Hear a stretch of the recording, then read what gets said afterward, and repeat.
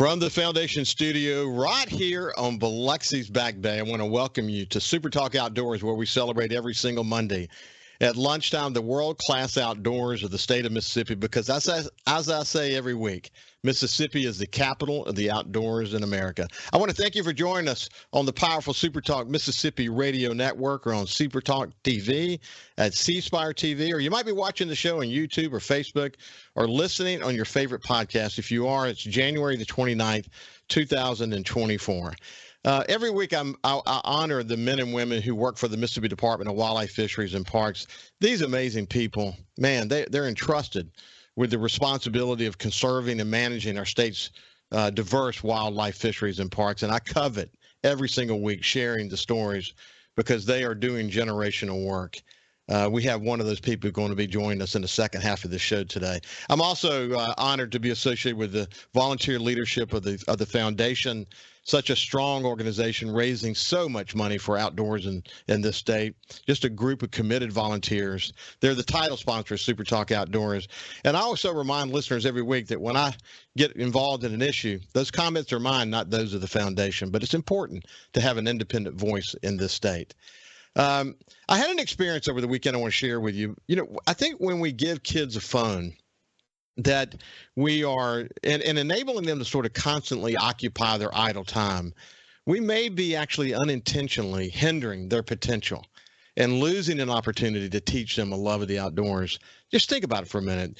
They could be using that idle time to have creativity, and what could emerge from that could be an artist or a chef or musicians or writers or outdoorsmen and women or future conservationists. Think about I say potentially, the opportunities lost in our technology-centered world today. Some of our kids may never develop a love of the outdoors, never share, as a result of that, their appreciation to the younger generations, never teach them about the importance of conservation and the roles that hunters and fishermen play in maintaining sort of the ecological balance that exists out there in nature. Think about it. We live in challenging times when it comes to raising our kids, especially when you consider the technology that's involved. But if you can hook them and enable them to do something like catch their first speckled trout, or to see their first deer or turkey in the wild, or to see a massive flock of geese on a delta flatland, or a bunch of mallards working a spread of decoys, you usually have them. You really do. And you can see it in their eyes. My son Jordan and I took our nephew, Peter Bohanovich Jr., this past weekend deer hunting. And just as I experienced a few weeks ago when I brought his brother Nico, they left their phones at the camp when they went hunting. They had their eyes and their ears and their anticipation glued to the woods. It was really awesome to see. So it's the same thing happens when we go offshore with Peter and Nico. They just they're hooked, and they get it. I believe they get it. And when you come to that realization, even with all the phones and all, the future seems bright with those dudes. I bet you have a Peter and Nico in your life. I bet you really do. And if you don't, I would strongly encourage you to find them, because I think the more people, the more kids we bring to the outdoors, the better. This is the way that we're actually going to protect Mississippi's outdoor legacy, and by creating more outdoorsmen and women. And I believe that to the bottom of my heart, and there's literally no doubt about that. Hey, listen. We're going to shift gears now. If you go to Preston Pittman's website, what you're going to find out is that he was the founder of Pittman Game Calls and Longleaf Camo. He was the first to document a double grand slam in 1 year, and he's been featured on a bunch of magazines and in a bunch of TV shows. In fact, one of them was the David Letterman show, which I watched this morning, and I laughed out loud watching that interaction between Preston and David Letterman. Too many turkey calling championships to recall, it says. The only person to hold 5 different world turkey calling championships. And anyway, without any further ado, let me welcome my friend Preston Pitman to SuperTalk Outdoors. How you doing, Preston? I'm doing absolutely awesome, and I'm going to elaborate a little bit on your first little segment where you were talking about the kids. And I'm going to put it in what I call redneck terminology. Give a kid a water hose, a mud hole, and let that child entertain themselves and build a blasted mud pie or a mud castle or have a mud fight. And I know a lot of parents are probably fixing to get kind of ill at me. And let them just get outside. Let them have a good time. And you were sharing a story about your grandchildren. Am I correct? Yeah, they're my nephews. Yes, your nephews. Yes. I remember Caitlin, one of my granddaughters, and I was the big bad person and said, you got to leave your phone. And, she kind of pushed her lips out one of the first times I took her. And, man, I ended up tears in my eyes. And she says, Peepaw, what's that over there? I said, it's a possum. Really? I got to tell her all about a possum. Got to tell her all about how they were predators and how I didn't like them because I'm a big turkey hunter. And then 15, 20 minutes later, I heard her go, wow. Ooh. We were watching a spider build a spider web as the sun was hitting the dewdrops, and it was like prisms everywhere. You're talking about hooking somebody? I got her hooked right there. So have a good time, get dirty. Yeah, no, I tell you, you know what that made me think of? We've got a little play area next to our house here, and I've got 4 grandkids, and Mila likes to dig. She just likes to dig, and we've got mulch out there. And when you dig into mulch, they get nasty. It's not because we don't want them to dig into mulch, but it occurred to me yesterday as Mila and her brother Liam were digging that I'm not going to tell them not to dig. I want them to dig. I want them to enjoy that. If they get dirty, we'll just clean them up. But it's what it's all about. Do to me, you had to put me out in the yard and squirt me down with a water hose. Hey, listen, I had a great experience with my grandson, Brody. I took him down to a lower portion of one of the farms that we leased where there was some standing corn, and I picked the corn, and of course, he's sitting on the front, and I'm peeling back the layers of the corn, and as the corn is revealed, and I'm videoing this incidentally, he says, "Con." That's the way he said it. I thought, and it was a great listen. It got viewed thousands of times, but it was so sweet as he realized corn was emerging from what I was doing. There's so many kids this day and time that they don't understand that. Go to the cotton field, let them pick a little cotton boll, and then show them that, hey, this is what it turns into. That's what it's used for. Corn is used to eat. There's just too many kids this day and time gotten into the technology. I admire it. I don't like it, be honest with you. Ask him. It's trying to get me on this guy. Redneck, I don't know what button to push. But I think that's what's wrong with our kids this day and time right now is I don't know. So I read something recently. It was something that someone wrote about the importance of boredom, with kids. It's the importance of boredom. And too many kids, because of the cell phones, they don't experience boredom. They have to immediately sort of take up the time and get busy. But boredom's a good thing. Boredom creates, curiosity. It creates creativity. It's just we live in a challenging time. The other point is I was reading a study as well. So over the past 5 years, that there are more people enjoying the outdoors. It was on the decline for a lot of years, but there are more people out there now. And some of that's related to the pandemic. I don't care what it's related to. At the end of the day, as long as more people are taking their families out to sort of explore, like you mentioned, we're gonna be better off as a society, aren't we? Amen.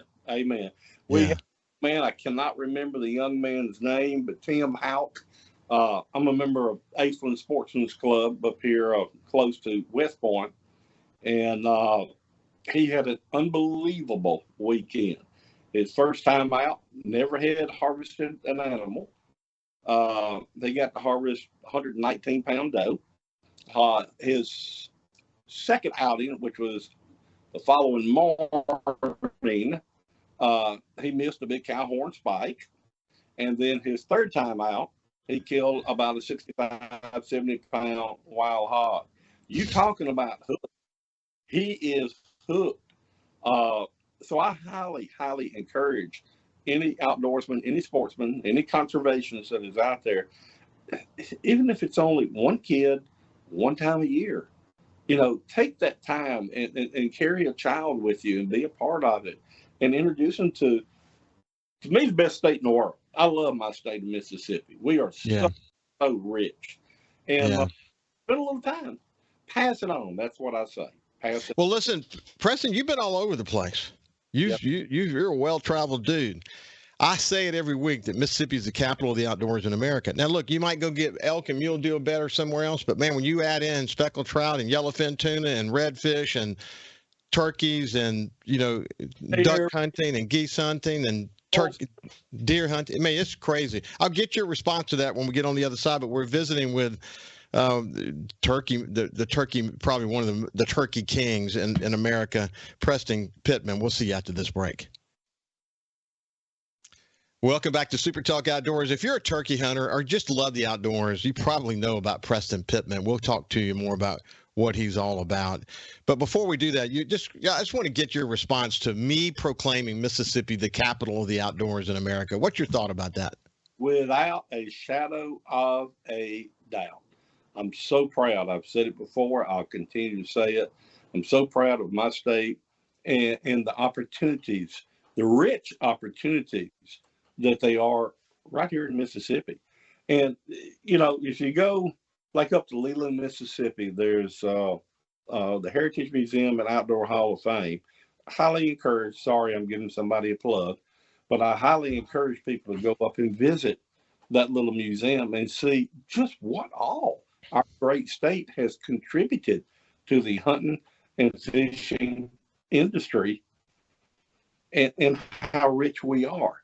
And a lot of people don't realize what all Mississippi. You got Mossy Oak, you got Primos Game Calls, you got me, you got Slater Jigs, you got a Grand Poopah, Polylias, bass fishermen, and on and on and on and on and on. We are so rich and so blessed in this great. And Preston, what I say about you guys is that you are ambassadors for Mississippi. When you leave here, you're representing Mississippi. And there are a lot of people who have a certain view about Mississippi. And I think, several people have said on my show that the most important thing we could probably do is just get them to come here once. And once they come here, they fall in love.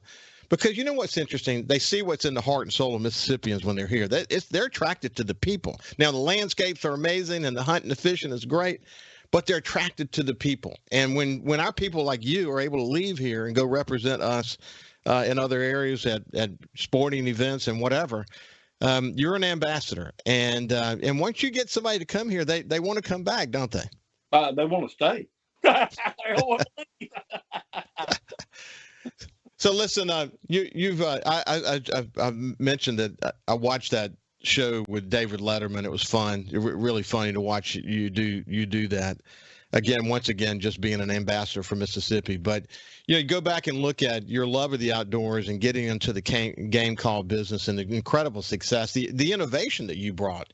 Very specific innovation you brought to turkey calls, and now you're using laser technology. You're bringing, incredible passion to each and every call. It's been a hell of a journey, hasn't it, my friend?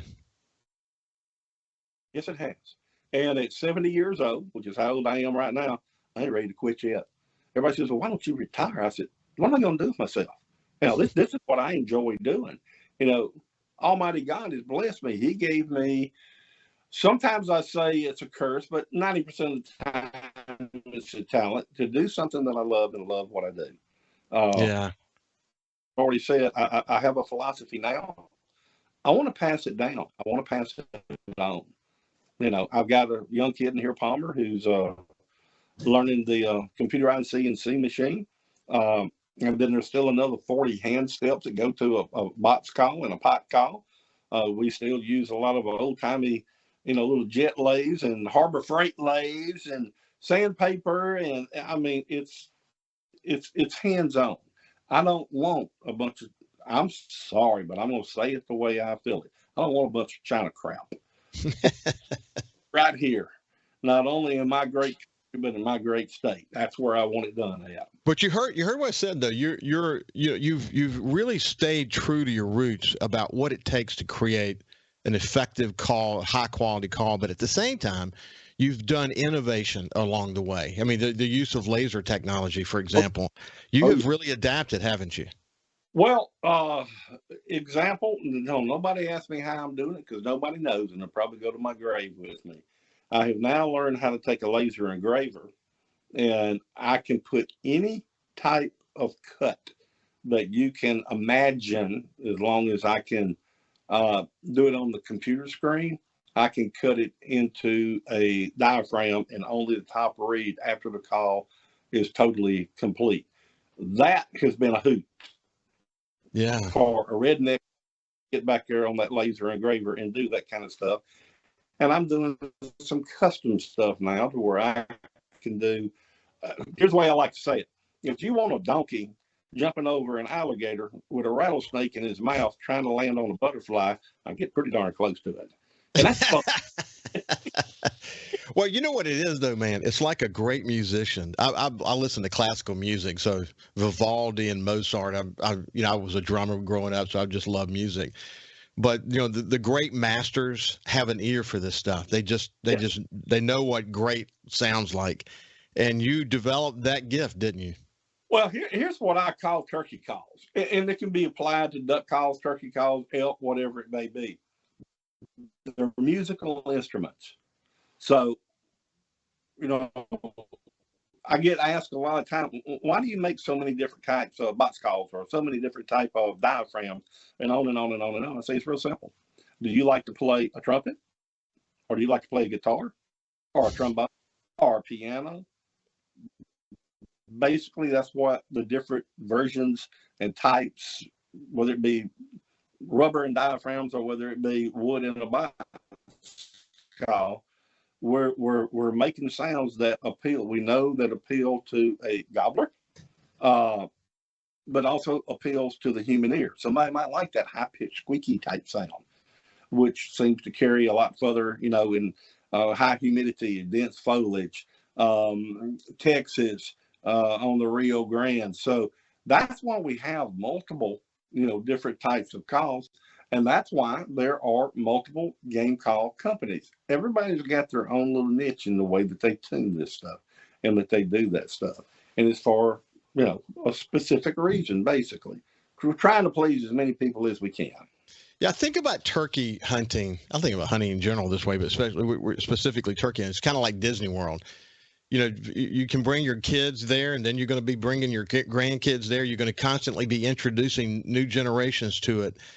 And that's sort of what you're doing. You're creating these tools for new generations to really refine their craft and enjoy a sport that is, be honest with you, it's incredibly addictive. Oh, yeah. Oh, Ben Rogers Lee used to say whenever he'd do a show, he'd go, "Folks, y'all want to be a turkey caller?" "Yes, sir." Says, "Well, do you have a good job, and are you married?" Says, "Because if you get involved in turkey hunting," he said, "you're liable to lose them both." I heard a comment where you said one of your greatest hunts was at, I think you called it the honey hole in Monticello. This has been a while ago, but I think I had that right, where you didn't even shoot the bird. And it reminds me of my son when he was in law school at Ole Miss.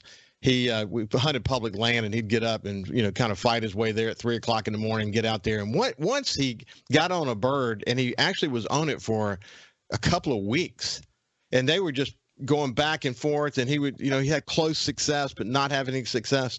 Even today, Preston, he said he refers to that moment, that experience where he never actually shot the bird as his most intense, most incredible hunt he's ever been on. And look at the education that he got.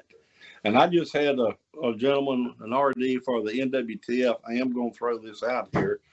Every turkey hunter alive needs to be a part of and also go see the NWTF National Convention in Nashville, Tennessee, coming up right around 11th, 12th. You can go to the website, nwtf.org. If you're a turkey hunter, you're going to be in heaven. And you never get old. It never. 14. Yeah, it never gets old to you, does it? No. Man, that's like going back home. That's what it is. There are people that I only get to see, once per year at the convention, and to me, they're part of my family, is what they are. Yeah. So, convention every year, it's like going back, like a family reunion. Yeah.